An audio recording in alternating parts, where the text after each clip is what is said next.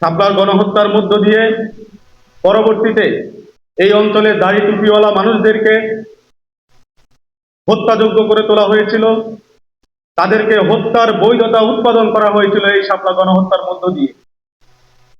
দেশের একটি বৃহত্তম অংশকে আধারাইজ করা হয়েছিল এই শাপলা গণহত্যার মধ্য দিয়ে।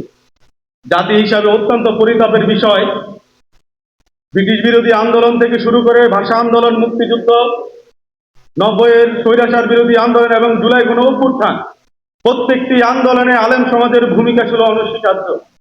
কিন্তু আন্দোলন পরবর্তী সময়ে মূল্যায়নের জায়গা থেকে আলেম সমাজের ঘরে কখনো আন্দোলনের পটল উঠে নেয়। প্রত্যেকটা ক্ষেত্রে অবমূল্যায়িত হয়েছে আলেম সমাজ। মুখ লুকিয়ে রাখলে মরুভূমির সাইমুনকে যেমন অস্বীকার করা যায় না, তেমনি ভাবে দেশের এই বৃহত্তম জনগোষ্ঠীকে বিভিন্নভাবে আধারাইজ করা হলেও টিভি, সিনেমা, নাটক, পত্রিকায়, লেখনীতে তাদেরকে ভিন্ন রূপে চিত্রিত করা হলেও তাদের অবদানকে কোনোভাবেই অস্বীকার করা যাবে না।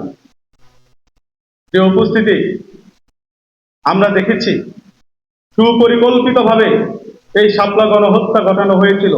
শুধু এখানে ক্ষান্ত হয় নাই, গণহত্যা পরবর্তী সময়ে আমরা দেখেছি সংসদে দাঁড়িয়ে কিভাবে নির্লজ্জভাবে মিথ্যাচার করেছিল শেখ হাসিনা। তৎকালীন আওয়ামী লীগের সেক্রেটারি সৈয়দ আশরাফ বলেছিল হুজুররা রং মেখে তারা নাকি শুয়েছিল। হাসিনা বলেছিল কানে ধরে নাকে খড় দিয়ে আলেমরা মাপ চেয়ে পলায়ন করেছিল।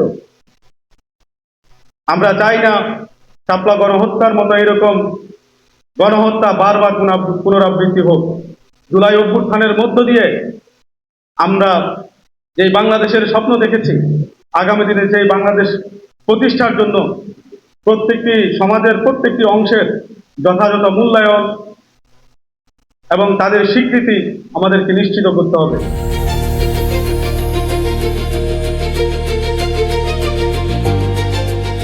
দিনাজপুর টিভি মানুষের জীবনের কথা বলে।